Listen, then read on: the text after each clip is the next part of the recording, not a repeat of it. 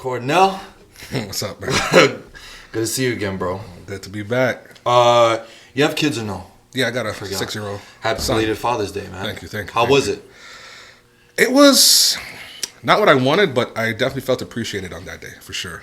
That's all that matters, right? Yeah. The appreciation. Yeah, man. If I hang out with some other fellow fathers, get a little barbecue, some drinks, some dominoes. Yeah. We did it for us, Yeah. Yeah, it was pretty good. That's right. Yeah. I was with my pops.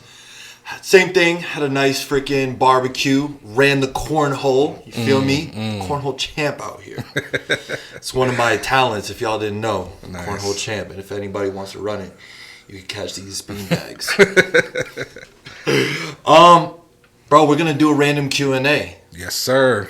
I feel like I really like this segment. I feel like it's one of our better segments. So why stop? Let's do it. All right. First question is, all right. Okay, so boom. If her porn history was wild, like glory holes and redheads, would you be offended?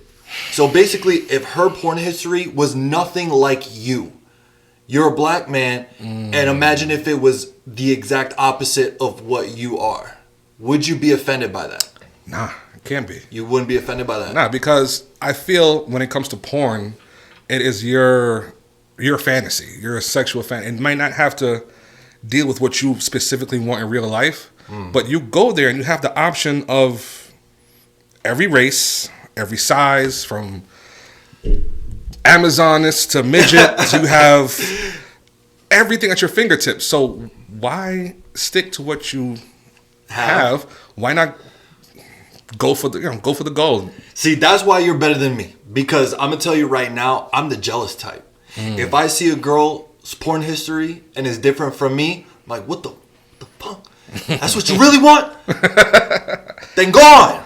Be gone. I could dig that. You know what I mean? Yeah. But that's just because I'm jealous. And sometimes if I really like a girl, I'll be irrational. So yeah, if her porn history is different than what I look like, you know what I mean? I could see it though. Like, you think, okay, she likes me for me. But then you go down there and it's like, well, I don't look like that. Right. I don't sound like that. Because it's an indicator of what she really wants. You feel me? Like, it'd be like the same thing if, like, my girl was like a petite 135er. I'm out here looking at the BB dubs. You know what I mean? It's an indicator of what I really want. So naturally, how she's going to feel about it is, oh, that's what you really want? That's not what I look like. But this is what you keep looking at, though. You know what I mean? Okay. But on the other hand, you know what I mean? I understand it could be irrational. It could be irrational. Have you ever, let me ask you this then. Have you ever walked down the street or in a public area or anywhere random and you see a girl and you're just like, I'd try that. Just it may not fit your, I don't want to say stereotype or your profile or your preference, but you look at her like, Well, see, the thing is, like, I'm notorious for not having, like, a super type. You know what I mean? Like, some people are, like, super strict on a type. Right. I don't really feel like I have, like, a super strict type. So, yeah, that does happen often. You know what I mean? But that's just me, though. Okay. All right, next. Would you ever get with a disabled girl? How disabled? No. That's exactly why I asked this. I think it's a legit question. That's exactly why I asked this. Yes, I would. Depending on the disability, right? Yeah, because when I was in college, there was this chick in a wheelchair, and she was cute and funny and everything, but I guess back then I wasn't mentally, We're ready for all that. I was thinking, okay, now how am I going to be seen with the the backstory people going to be thinking of it? Thinking about other people's judgment, people's back perception. then I wasn't. Yeah, mentally I wasn't ready, but now, yeah. I think it depends on the disability, bro. Like deaf, it depends, right? It depends on how deaf. First of all, and I know this is gonna sound bad, but fuck it. Like, across the board, it all depends on how bad she is. Yeah. And depending on the disability and how bad she is, will depend on if you're like yay or nay. Because it takes a lot of adjusting on your part. Okay, like for example, let's stick with the deaf part. All right, the girl is deaf. Mm-hmm. What does it take on your side for it to be a fruitful relationship? You know? Yeah. Okay, now you got to learn sign language. Mm-hmm. You got to learn this is learning a new language. Mm-hmm. You know, do you want to communicate with her, or do you want her to read your lips all the time? And then, you know, and then, you know, what does it take for me to adjust? What do I have to do to, you know? Yeah, cross them lines. Exactly. You feel me? Like I remember watching this movie called The Village. And one of the main characters was a blind girl. But the blind girl was bad. Stephen King? It was directed by M. Night Shyamalan. I think we're talking about the same one. Yeah. But she was bad. You know what I mean? So I'm like, after that, I'm like, wait, hold on. Would I go there? I think there are certain disabilities that I would say yes, depending on how bad she is. Mm-hmm. Blind, yes. Mm-hmm. Deaf, yes. I ain't gonna lie, bro. Amputee, it depends. It really depends. If she's got that bionico arm or that bionic leg, if she got that springboard, then maybe like I'm with the springboard action. I'm with. You see, I'm certain Far Cries will tickle my fancy just to be like, you know what? Wonder what that's like. And not only that, but if she's got the amputee, like maybe she could take that thing off, and then it elevates other things. If you know what I mean, it gives you like it unlocks different angles that you couldn't work before. You feel me? Yes, sir. So there's different things with disabilities, but I'm not gonna lie and sit here like that. I'm down with like a wheelchair. You know what I mean? Because now there's like a lot of hurdles that I have to go through, and I know that sounds really selfish, but it also depends like on how bad she is. There's also good things, you know. You're always gonna get front row parking at Walmart's. That's golden. Bro. You're always gonna get them good seats in the movie theater. It's golden. No one could talk shit about you or to you guys. No drama. No drama. No. And her other attributes from here up are gonna increase, if you know what I mean. Well, that arm strength is no joke. That grip. Both ways. Fire. So we're okay with disabled girls. It just depends on how bad she is. Depends on what it is. And depends on the disability. Yeah. All right. If you could be anybody else, who would you be? Boy. Modern times? Yeah. Who would I be right now? Bruh, I gotta be Joe Biden right now. Joe Biden. Joe Biden. Let me say that I gotta be the real Joe Biden, because I'm one of those people who think the person who was running for president and the person who we got now is two different people. Well, because he's become more senile. Bruh. Yeah, I mean, now he's falling off bikes. He's pooping on himself. We keep electing elder statesmen because we feel like they have the knowledge or whatever, but just some of the stuff he gets off in these speeches, and then it's like it's bad, man. And then I gotta be thinking, okay. But so then, why would you want to be Joe Biden then? Because I need to see the mental state. It has to be like an acid trip, at certain points when he's getting off like Jesus Christ and the Civil War and all these weird combinations he's throwing together, and I'm like, yeah, man. Okay, we needed more elevators. So you think he's just like living through like a permanent acid trip at this point? Yeah.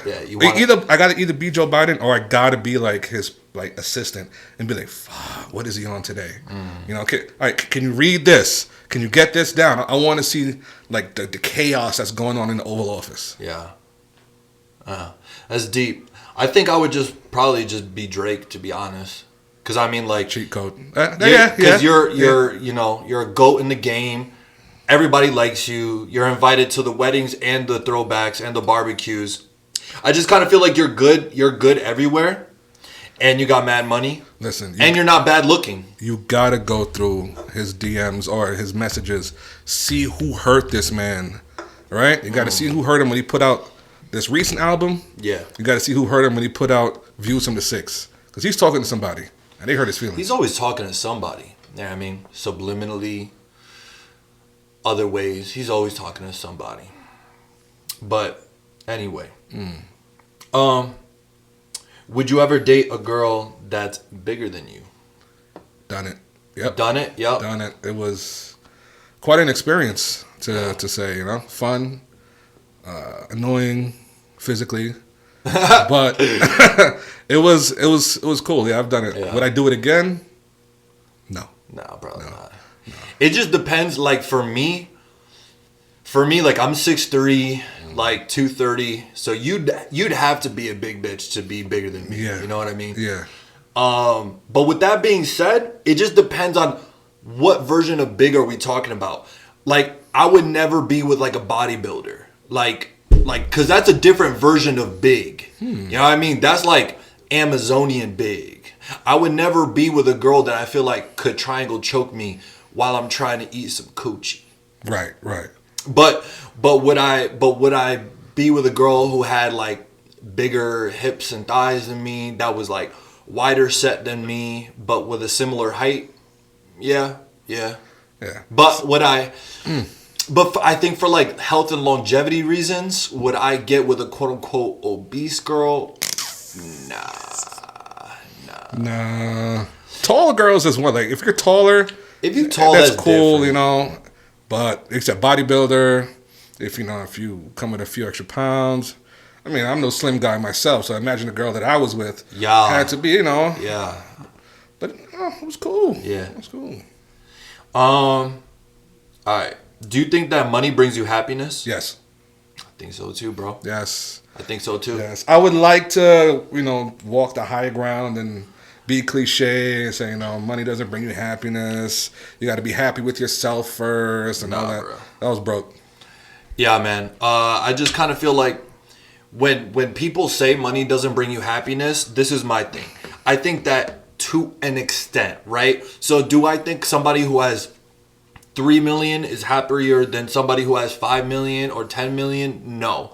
But do I think that the happiness difference between somebody who makes minimum wage and somebody who brings in 6 figures every year, do I think that there's a happiness curve difference? Yes, absolutely. Yeah. I think that if you make 6 figures and you're living comfortably, you'd be lying if you said that that doesn't bring you the same level, that it isn't increasing your happiness. Because your needs are met. Money is no longer something that you're constantly worried about, constantly thinking about. When your brain is off of survival mode, you now have more time to ponder and think about things larger than survival. Yes. And that brings you a lot of happiness, and you're able to tap into different things, different aspects about yourself, and really start to live life.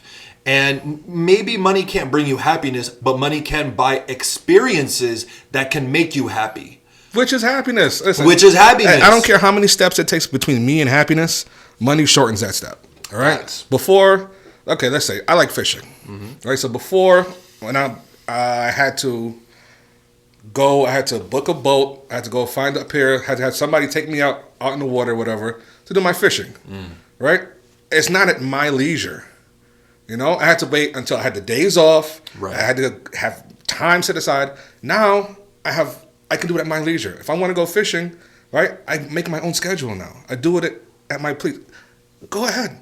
But money afforded me that. Yes. I don't have to wait. I don't have to say, you know what, not today, maybe tomorrow. No, I could do it at my leisure. And money brings you time.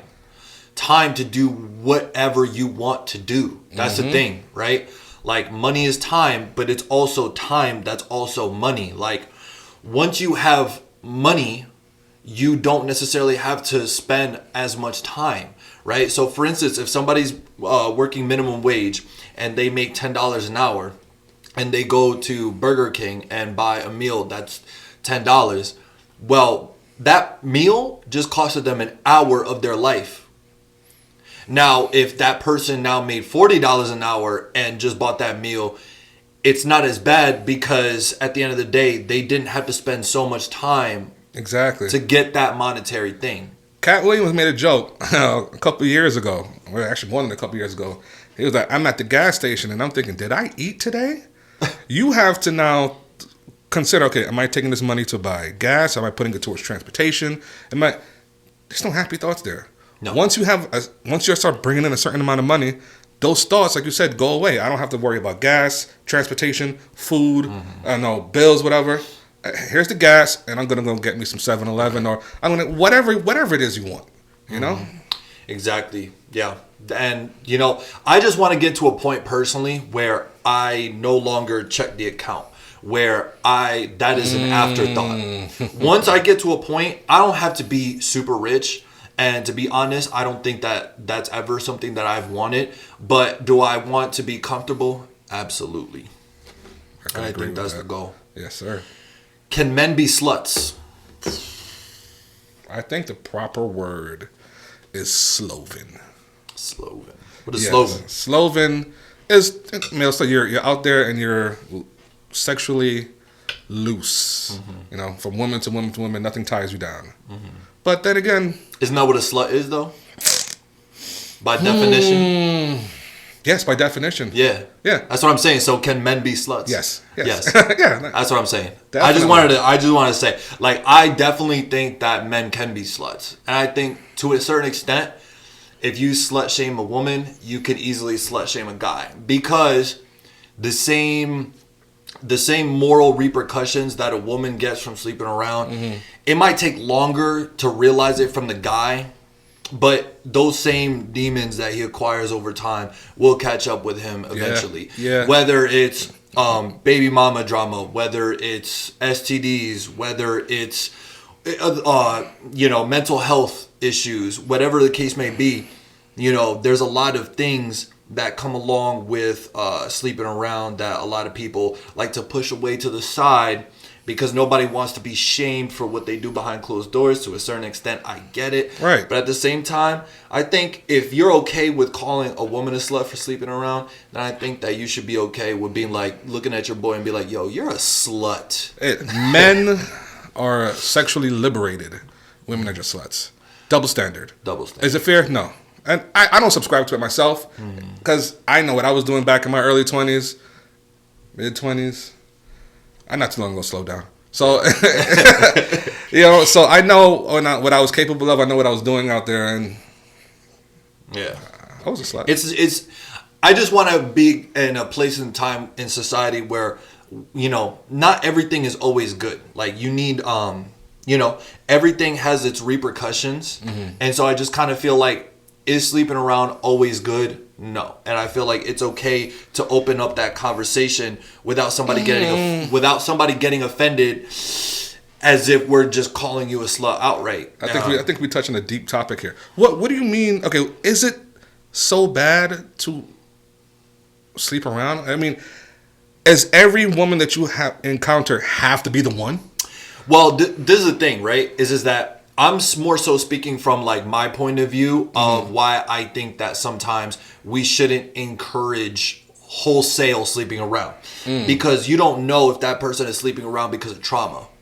So it's the same thing as somebody overeating because of some type of underlying mental issues, right? So instead of being like, hey, what's the pain, what's the trauma that's causing this behavior? Instead you're saying, oh, body positivity. And then when they have an early grave, you know what I mean? Okay. So, and so I know from personal experience, my promiscuity came from trauma that came before. And if I know that that's the case for me, I know that that's the case for a lot of other people. So do I feel like wholesale we should be promoting promiscuity? No, because you don't know the pain that is behind the behavior.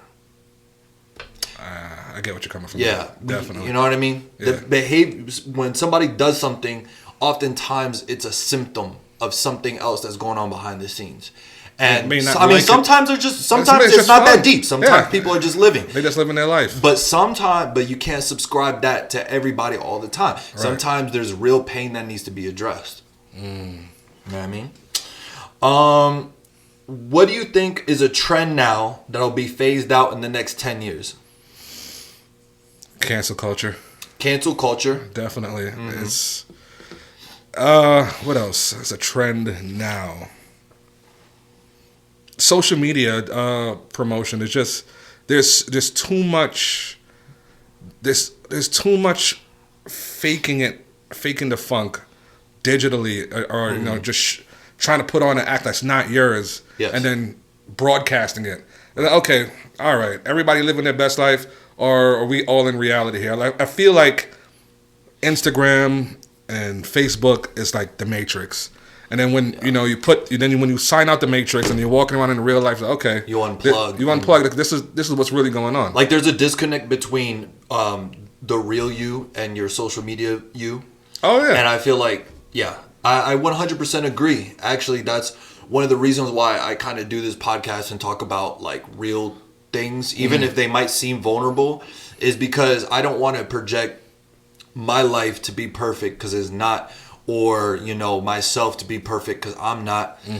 I just kind of feel like you're absolutely right. I feel like right now we're going through this like overinflation of image, right? And soon, I think that you're absolutely right. Things will get more grounded, right. Hopefully. Because all it will take is for that one person to really break the mold, and then other people will start coming out and being more real about things. You feel me? Not seeking attention real. You know what I mean? Not this thing of, oh, I'm a victim and, this and that and the or third. Being woke and no, that's not what I'm talking about. Right, or like faking mental health for clicks and likes, because that's just as bad as somebody posting up to a car that's not theirs. It's the same cancer. Yeah.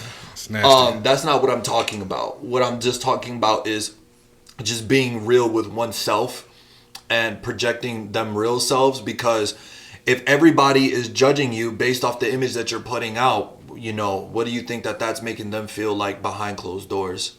Even though what they feel is not your responsibility. But at the end of the day, could we be doing better for each other? You don't have to know somebody for you to do something behind the scenes to make their lives better. You know what I mean? Even outside of that, or you could have it amongst your own group of friends. Like, I know the lifestyle that you're portraying is not what you are. Not being a hater, but I see what you're doing. I see what you're putting out there. And then when I see you, it's 180. You know what I'm saying? Yeah. So it's like, okay, do you want to feel good about yourself? Yeah.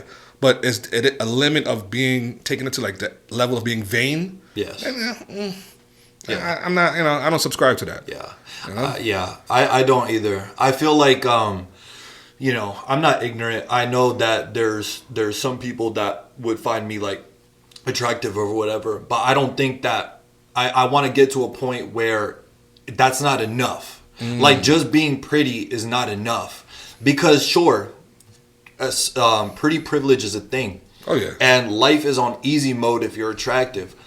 But the thing is, it's kind of like low-hanging fruit. And I just kind of feel like I want to get to a point in society where just being good-looking isn't enough. Because that shouldn't be a thing. Like, that shouldn't be a reason that separates somebody from being super hardworking, busting their ass all the time, and they're getting no play, versus somebody who just puts on a picture and they're getting all these sponsorship deals and doing that. Like, I don't feel really that good about that in society. There's a lot of repercussions that come from that. It sets a false standard for a lot of people, especially impressionable people. And it's like you said earlier, what other people feel is not the concern of the poster, but when you set a standard like that, it goes across all social platforms. And what can you do but help it to compare yourself to what is being called the standard now? Right, exactly. So on that note, I just want everybody to know, first of all, if you made it this far, thank you so freaking much. And also, over here on this show, we're always going to keep it a buck, because at the end of the day, real will always prevail, and putting out that energy into the world really does make a difference. And sure, not everybody's your responsibility, but think about what you could do to make everybody else better at the end of the day. Oh yeah. We're doing a survey around the country on the way population handles themselves and speaks and deals with their friends and interact with their peers.